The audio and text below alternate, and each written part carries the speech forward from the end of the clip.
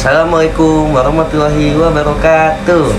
Selamat pagi sahabat Kojar. Perkenalkan, nama saya Muhammad Fajri dari kelas 03 PIEP 002, Prodi Pendidikan Ekonomi, Fakultas Keguruan dan Ilmu Pendidikan Universitas Pamulang. Mata kuliah belajar dan pembelajaran pada materi model blended training. Video ini akan tayang selama 12 menit ke depan. Jadi jangan kemana-mana ya, tetap di Sobat Kojar Eko Mengajar. Halo Sobat Kojar, sebelum ke materi inti, mari kita mengulas materi sebelumnya. Masih ingatkah materi tentang pengertian model pembelajaran? Jika tidak ingat, mari kita ingatkan kembali. Materi pengertian model pembelajaran adalah suatu perencanaan atau pola yang dapat digunakan untuk mendesain pola-pola mengajar secara tatap muka di dalam kelas. Selain itu, model pembelajaran bisa juga untuk menentukan material atau perangkat pembelajaran, yang dimana material atau perangkat pembelajaran itu akan diterapkan di dalam kelas maupun. Selanjutnya, kita akan mempelajari tentang jenis-jenis model pembelajaran. Jenis-jenis model pembelajaran terbagi menjadi 28 jenis loh. Ada apa aja sih?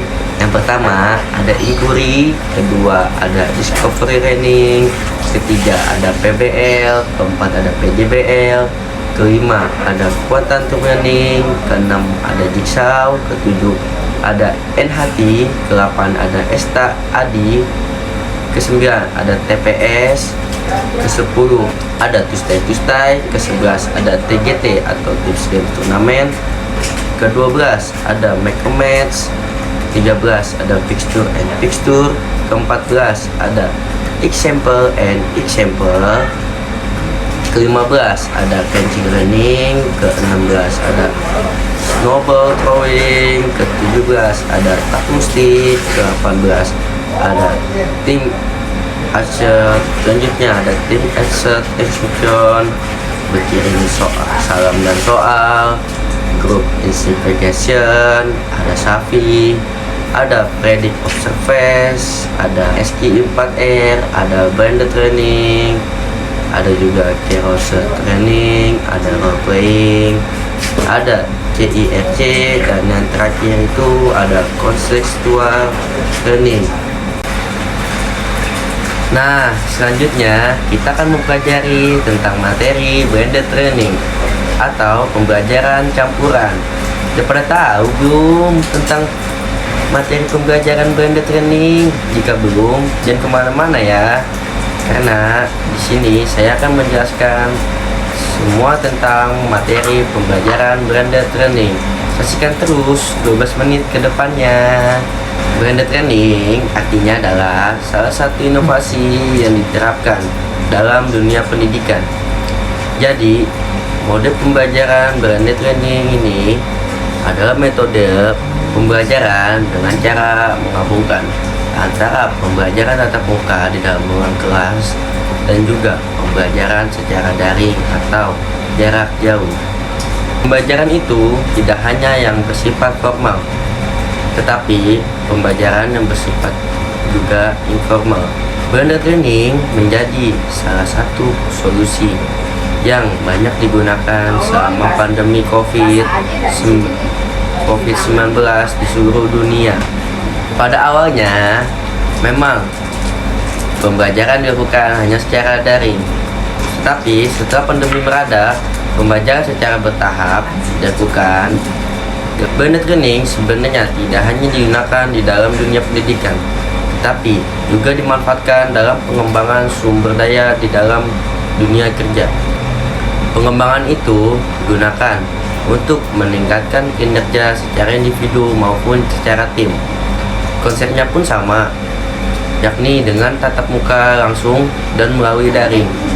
Contoh blended learning yang kerap ditemui saat ini adalah dengan memanfaatkan perangkat lunak Zoom Meeting atau Google Meet untuk melakukan pembelajarannya. Selanjutnya adalah langkah metode blended learning.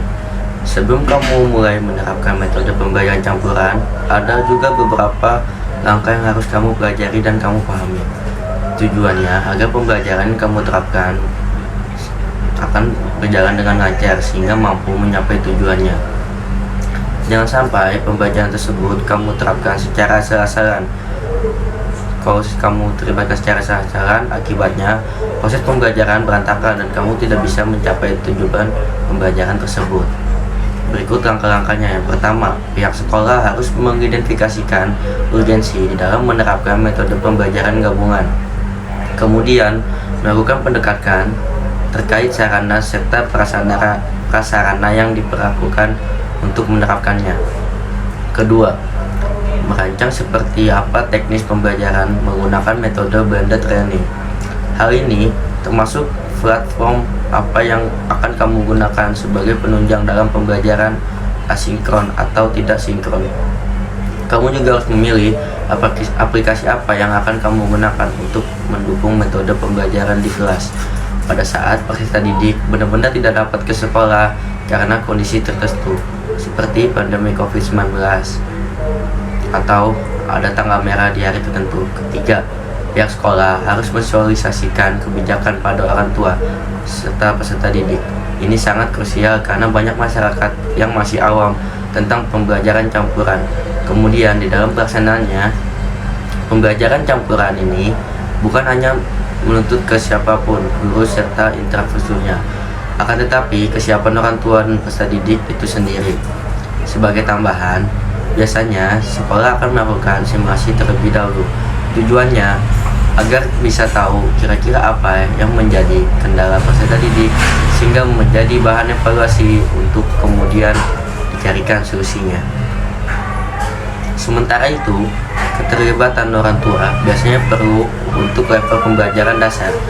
Adapun siswa yang berada di jenjang lebih tinggi, misalnya SMA maupun perguruan tinggi, maka persiapannya lebih berfokus pada peserta didik maupun mahasiswa saja. Nah, selanjutnya ada karakter blended learning.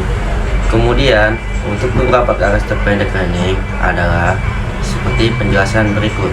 Yang pertama, yaitu ada menggabungkan beragam cara penyampaiannya. Menggabungkan cara penyampaiannya itu karakteristik yang pertama ini, di mana metode ini menggabungkan antara beragam model pembelajaran yang sifatnya konvensional atau offline dengan pembelajaran online. Sebenarnya ini bukan metode baru, melainkan menjadi sebuah perangkap dari metode belajar learning alias e-learning. Di dalam pembelajaran gabungan ini, yang menjadi fokus utamanya yaitu pelajar diharapkan mampu belajar secara mandiri. Mereka juga harus memiliki tanggung jawab dalam mengikuti pembelajaran serta menyelesaikan apa yang menjadi tugasnya. Yang kedua, itu ada kombinasi pengajaran secara langsung. Metode blended learning juga merupakan pembelajaran yang berbasis komputer, yang dimana dalam penerapannya harus memanfaatkan pendekatan teknologi dengan mengkombinasikan berbagai sumber belajar tatap muka. Untuk media yang dipakai yaitu telepon seluler, komputer, video conference, dan sebagainya. Yang ketiga, ada perpaduan antara cara mengajar dan gaya pembelajaran efektif.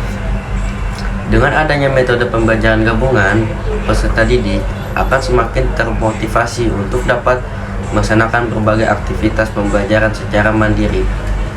Mereka juga bisa bertanya dengan mudah melalui diskusi baik kepada guru maupun kepada peserta didik lainnya. Yang keempat, itu ada guru dan orang tua mempunyai peran yang sama, yang dimana karakteristik berikutnya dari pembelajaran gabungan adalah guru serta orang tua mempunyai peran yang sama. Metode ini akan menjadi sebuah pilihan serta solusi terbaik untuk bisa meningkatkan efektivitas maupun efisiensi dalam aktivitas belajar mengajar. Daya tarik agar bisa berinteraksi dalam lingkungan belajar juga akan meningkatkan. Metode ini juga akan memberikan fasilitas pembelajaran yang bersifat sensitif, terutama tentang perbedaan terkait karakter psikologis. Selanjutnya, ada kelebihan dan kelemahan blended learning. Ada beberapa kelebihan di dalam pembelajaran secara gabungan seperti blended learning ini, di mana diantaranya adalah yang pertama, lebih efektif. Blended learning lebih efektif karena siswa dapat memperluas untuk mencari tahu sendiri sumber informasi yang bisa didiskusikan di saat kelas berlangsung. Yang kedua, itu fleksibel. Siswa dapat mendapatkan pembelajaran dimanapun dan kapanpun sesuai dengan kesepakatan yang telah terjalin dan hemat tenaga. Yang ketiga, siswa tidak perlu datang langsung ke sekolah sehingga harus mengeluarkan uang dan juga tenaga. Selain itu, biaya uang saku juga tidak perlu keluar karena siswa berada di rumah saja. Di balik kelebihan tersebut, ada juga kelemahan dari blended learning, yaitu antara lainnya.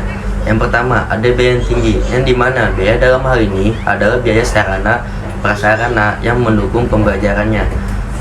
Pembelajaran daring seperti laptop, internet, serta alat pendukung lainnya.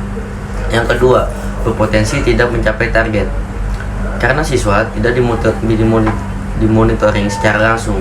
Ada kemungkinan siswa tidak dapat mengerjakan tugas yang diberikan. Yang ketiga, rentan manipulasi. Maksudnya adalah blended learning bisa melakukan manipulasi yang digunakan untuk mengerjakan tugas, seperti meminta bantuan dan menggunakan aplikasi-aplikasi yang tidak dianjurkan. Yang keempat, ada semua bergantung pada sumber daya teknologi. Maksudnya adalah kelancaran dalam proses pembelajaran akan sulit dilakukan ketika teknologi tidak sesuai.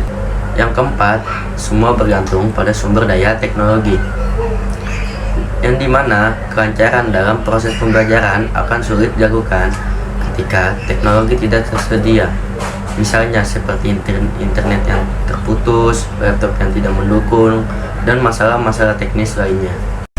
Baik Sobat Kojar, demikian materi yang dapat saya sampaikan. Mari kita simpulkan materi-materi tersebut. Jadi, sudah paham tentang informasi blended learning? Sekian penjelasan tentang metode pembelajaran gabungan atau blended learning. Kesimpulannya itu, blended learning merupakan metode pembelajaran yang menjadi solusi di tengah kondisi sekolah yang tidak dapat melaksanakan kegiatan pembelajarannya secara tatap muka. Metode ini hadir dengan banyak manfaat yang bisa dirasakan bukan hanya oleh guru, melainkan juga peserta didik dan orang tua. Meskipun begitu, terdapat tantangan tersendiri ketika ingin menerapkannya, apalagi masih banyak yang awam tentang metode pembelajaran gabungan tersebut atau blended learning. Selain itu, metode ini juga harus didukung oleh fasilitas yang tersedia, baik dari pihak sekolah maupun peserta didik. Dengan begitu, pembelajaran akan berlangsung efektif dan peserta didik mampu mencapai tujuan belajarnya. Sobat Kojar, untuk memperdalam materi, silakan kerjakan soal berikut. Yang pertama, unsur apa saja yang perlu ada dalam blended learning? Yang kedua, apa yang dimaksud dengan blended learning? Yang ketiga, apa saja yang dibutuhkan dalam melakukan pembelajaran model blended learning? A few moments later. Baik Sobat Kojar, saya Muhammad Fajri, pamit undur diri. Sampai berjumpa di episode selanjutnya. Jangan lupa komen, like, and subscribe ya Sobat Kojar. Sekian, terima kasih. Wassalamualaikum warahmatullahi wabarakatuh. Salam Kojar.